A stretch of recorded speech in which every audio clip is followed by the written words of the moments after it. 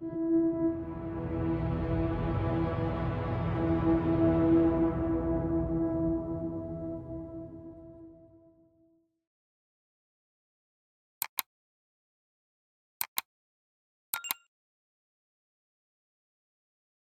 evening, all, and thank you for tuning in to tonight's story.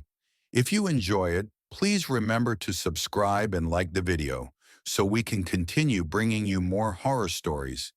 Now, without further ado, take a deep breath and relax as we take a journey through the night. The room smelled of stale coffee and disinfectant, a thin veneer over something older and harder to wash away. Detective Wallace sat across from the man, fingers tapping rhythmically on a worn notepad. The fluorescent lights above buzzed, their flickering glow casting odd shadows over the gray walls. Ethan Calloway sat slouched in his chair, hands folded neatly on the table. His face was gaunt, dark circles under his eyes like bruises from a lack of sleep. He looked tired, but not rattled. Not shaken enough for someone whose girlfriend had just been accused of murder. Wallace flipped a page in his notebook. Let's go over this again. Where were you on the night of the 14th? Ethan exhaled slowly. I already told you. I was home. Alone. No one can confirm that? Ethan shook his head. No one. Wallace leaned forward. And Claire? Ethan hesitated just for a second. She was at work. She had the late shift. Wallace tapped his pen. But she never came home, did she? Ethan didn't respond. His fingers twitched slightly, then stilled. Wallace studied him. You understand how this looks, right? Your girlfriend is seen arguing with Mark Henley outside a bar. 2 hours later, he's found in an alley with his throat cut.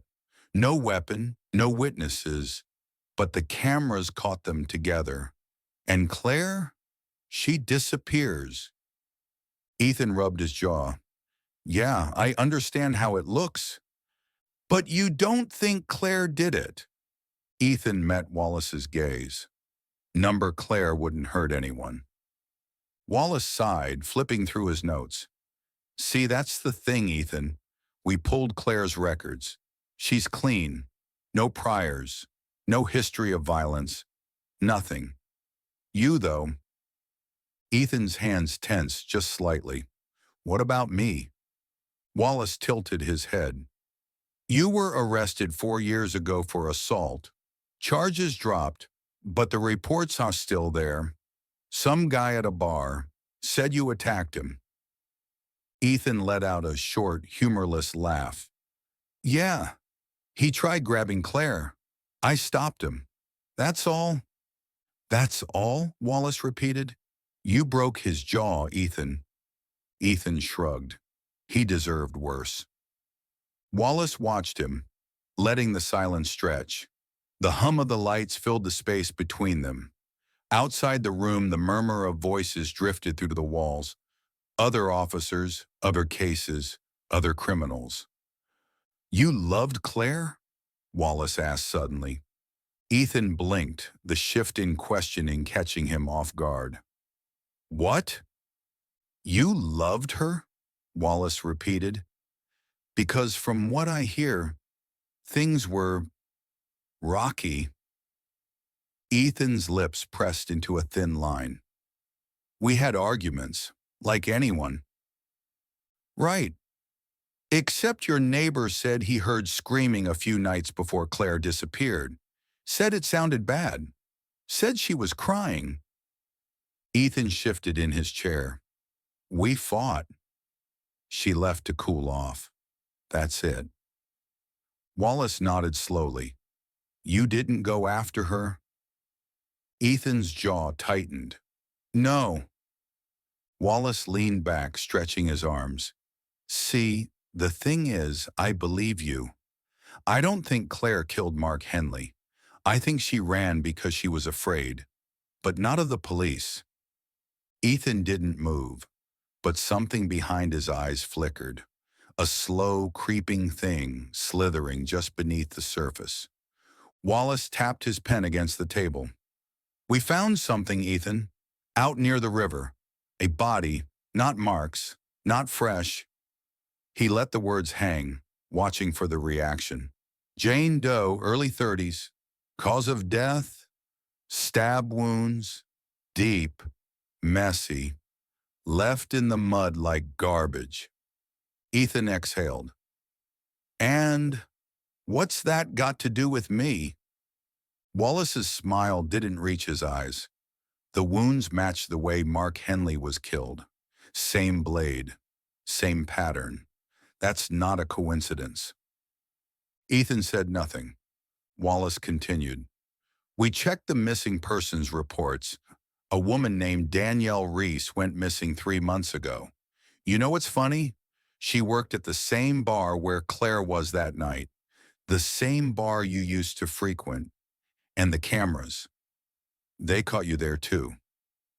Ethan's fingers drummed softly on the table. "So what? I go to bars, lots of people do." "Lots of people do," Wallace agreed, "but not all of them leave bodies in the mud." Silence. Wallace leaned forward, lowering his voice. "Tell me, Ethan, how long have you been doing this?" Ethan met his gaze, something shifting in his expression. The tired, nervous boyfriend act was wearing thin, unraveling thread by thread. His lips curled, just slightly. Doing what?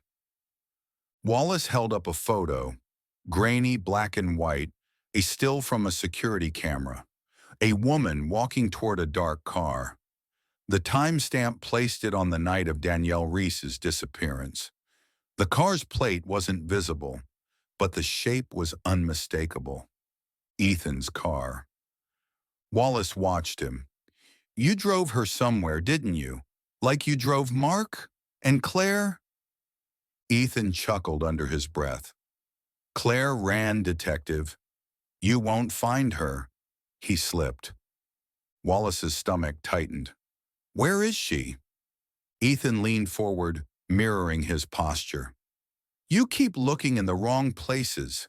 Claire is clever. I can bet this was her plan all along." "What was her plan?" Ethan's voice was lower now, almost a whisper. "Framing me for her murder." Wallace felt the hairs on his arms rise. The room seemed colder. "Ethan, nobody said murder." "You ever wonder why some people disappear completely?" Ethan asked. "Why no traces ever found? Why some bodies show up and others just don't?" Wallace clenched his jaw. "Where is Claire?" Ethan smiled, slow and deliberate. "You won't find her," he said again. "She's too good." The fluorescent lights flickered. For the first time that night, Wallace felt something like fear creeping up his spine. Ethan leaned back, stretching like a man settling into something inevitable. "But if you keep digging," he murmured, "you might find something else."